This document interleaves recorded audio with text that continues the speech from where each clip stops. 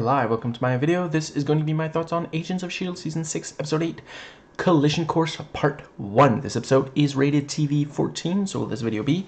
And like all other videos I've done on this show, there will be spoilers for the episode, as well as the MCU and anything adjacent leading up to it. Absolutely loved this episode, as I love every episode of the show so far.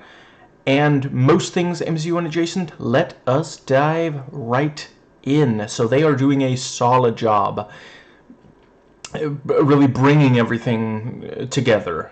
Yeah, you know, Izel is the leader of Shrike. And they did such a good job because, yeah, I mean, she didn't say anything that would... I'm not sure if she's particularly lied. She's just like hidden things from Fitzsimmons, but yeah, you know, she says she's going to Earth. There are these artifacts that she's there for, and you know, she needs a crew. Yeah, like all of these things. Yeah. And yeah, you know, with the LMDs, they did the thing. And now with the Shrike, we are getting Invasion of the Body Snatchers, and I'm here for it. I love this show so much. I cannot but... This is why I love comic book media. Like, legit, you know, when he's standing with Toad, is standing there, like, stuffing, you can't have any of these. And it's like, don't think that's what they're after, my dude. And you know, Izel is marching with all of them, and the part where they're like, oh, hey, did you find Toad? And he just stares at them and then walks off, like, you know, like, legit, all we're missing is, like, accusatory stare, that kind of thing, or someone, like, vomiting into a, what were those, coffee cups? Ah, it's been too long since I watched. Yes, I am... There are aspects of Invasion, the 2007 Nicole Kidman version of Invasion of the Body Snatchers, that I am willing to actually defend. I do think the virus aspect was quite clever. Overall, the movie's a mess, but yeah, I intend to do a video on it. I have it on DVD and everything. That one, the 50s one, I like the other two. There's a 78 one, and I would say 90s, certainly. Yeah, haven't watched the two middle ones, would like to, haven't been able to find copies, am continuing the search. Anyway, yes, so, I have no idea, and I love that. Is Sarge the bad guy here? Is it Izel? Is it essentially neither? Is this whole thing just like, you know, just, yeah, I'm really, I'm trying to withhold judgment on either of them now, because they really, the show got me good when it came to the Darkhold ghosts. So I really don't want to fall hook, line, and sinker for something again on this show. I'm not, like, mad, but I just, you know, anyway, yeah, genuinely, I'm not sure, because, and they do such a good job, like, I forget exactly who it was, you know, someone said something that made us think, wait, is Sarge that, and then it cuts to Sarge, and he's, like, saying and doing things, and we're like, oh, maybe he is the bad guy, you know, just, like, because, yeah, like, he's gonna, you know, blow up this place in order to stop Izel, and Izel, I mean, we already know that the Shrike can be extremely harmful. They can, you know, destroy and kill a lot. But like, it seems like both are maybe operating from, like, desperation, which, like, that is what was going on with the Darkhold ghosts, you know. If you don't have any good options left, and you know, yeah, it might look to others as if you're just purposefully choosing something harmful. So, yeah, Really, really nicely done. Can hardly wait to see part 2. And it will only be a few days, but yeah. And the thing with, okay, so we're on a truck that can't stop, and there's a bomb, and we can't, use superpowers. So it's speed with super powers. Just, I love this show so much. Yes, I think right. Some more great Fitzsimmons stuff. Please don't hand me any of those. Have you ever tried one? Yeah. Did it make you sick? No, not sick. I saw you dancing as in a monkey costume. You what? I'm sorry. Rewind the other thing. Just yeah. At first, I did think that Simmons was like worried about if Izelle was trustworthy, but apparently not. Because like, would she really not tell Fitz if she didn't think the person was trustworthy? I guess he's not the best at keeping secrets, but I don't know. But yeah, the thing about the monoliths, she is keeping a lot of secrets these days. Maybe Izelle is becoming like a second Fitz in that regard. But yeah, and the thing with oh, it was a beautiful honeymoon. Yeah, I'll bet. And this thing of like oh, but it's the second one will be even better. Oh, so the first one I wasn't good enough for you the first time. Male fragility. There is nothing as frail in the theoretical multiverse as the male ego. Wet tissue paper pales in comparison.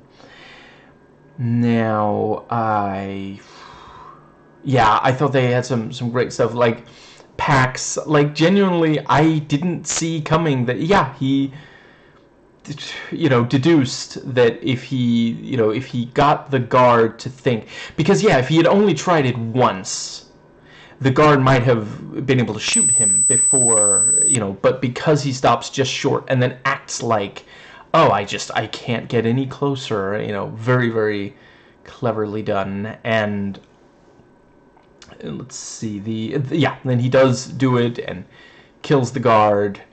And yeah, Elena going, you should probably surrender now, just such a badass. And the, uses her super speed, and the thing, oh, you really are a big man. That was also, now you know what it's like. It's a lot of looking up to you. And yeah, she manages to get, Jaco the Draco back in the containment, which, very clever, putting him in containment. Since, Cell wasn't going to be able to withstand the dragon breath. And, yeah, she points out, killing the guard means you are not, going free. We are not going to release you, which, yeah, by the end of the episode, Sarge is there. Sarge is here.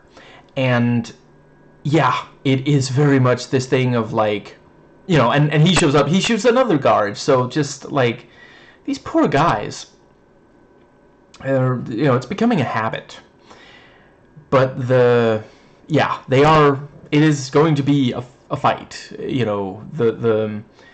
they're unlikely to, Sarge and the others are unlikely to surrender, and, as Elena pointed out, they're not gonna just release them after all this.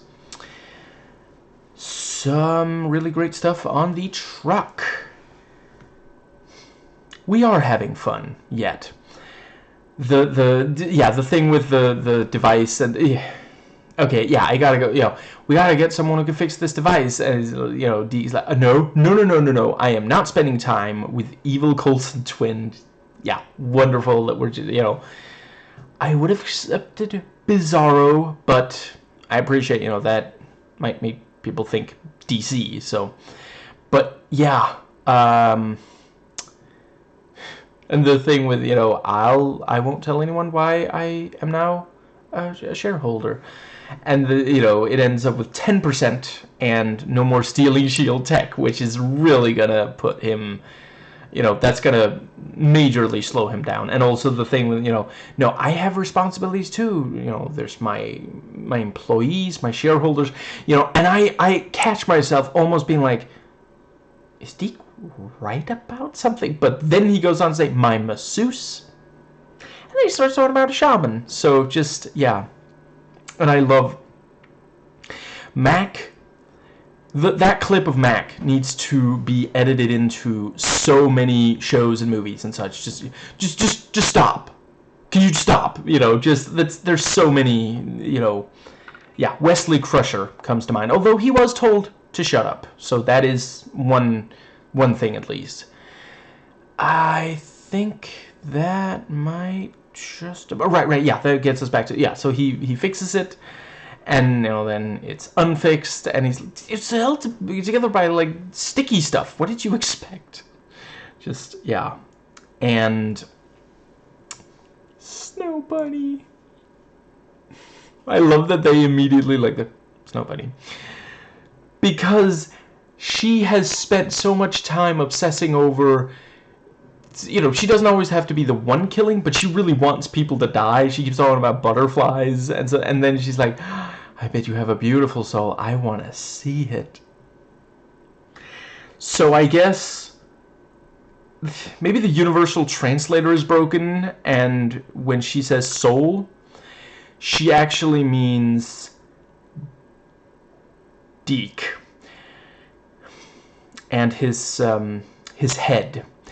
So yeah, and the thing with, you know, oh no, it sounds like he's in trouble in there, and they, you know, go and they're like, you know, half naked. A privacy? I liked it better when she was trying to kill you.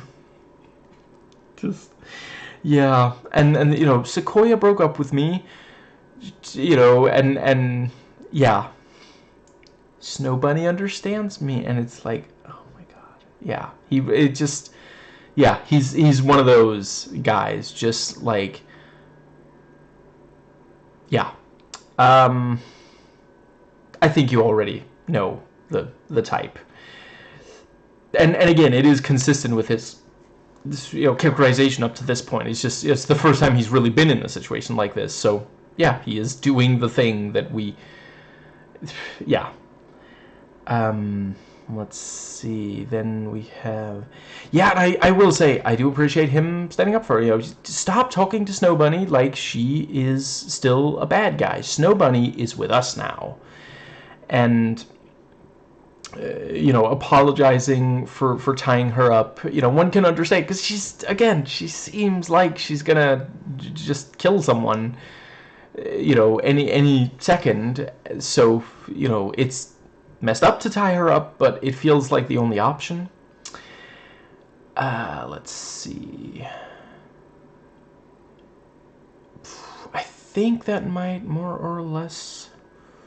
Right, and the fact that they can't send or receive messages, so they don't know that that they're being targeted, and they can't tell them, you know, because, you know, we saw the scene. The radio tower was knocked, transmitter antenna was knocked off, and, you know, meanwhile back at base, it's like nobody can actually pilot a mechanical, though. So no, it can't possibly be one of ours. You know, be ready to shoot when it reaches the gates.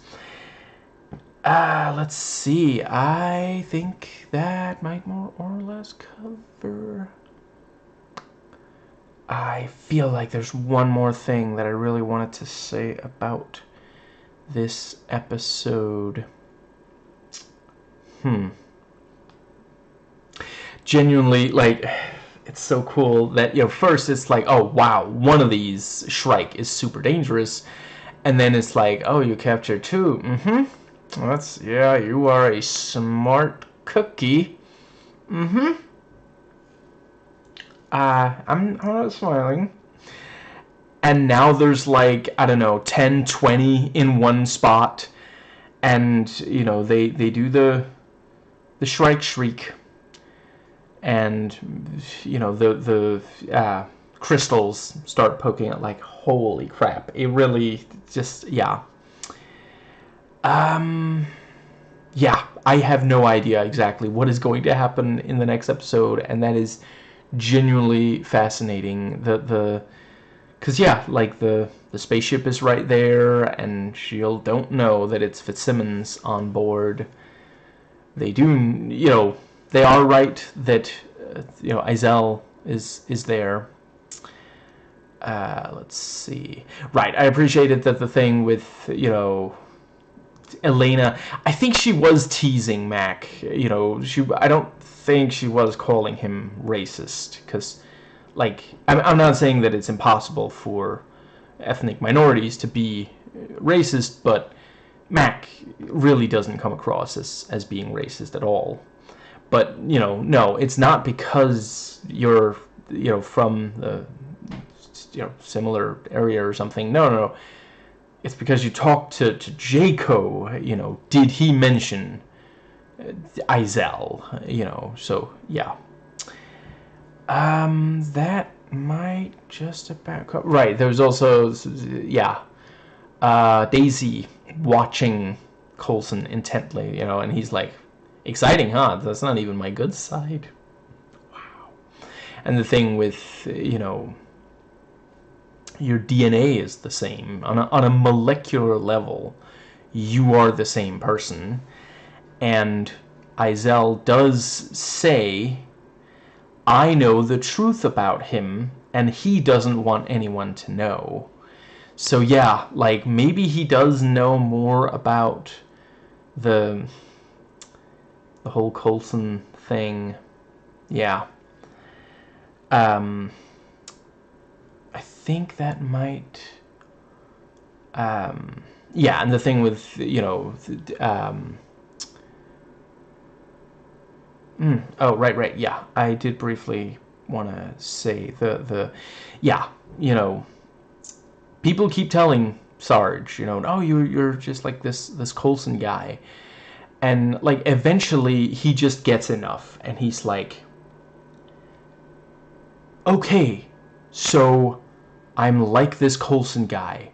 In what alternate reality would I care about something like that? And he does say, you know, oh, Izel, you know, I love the thing with, you know, what are you motivated by? Love. No, hey, that's also my thing, you know, but yeah. You know, yeah, Izel is motivated by hate. Hate for every living thing. She is conservative.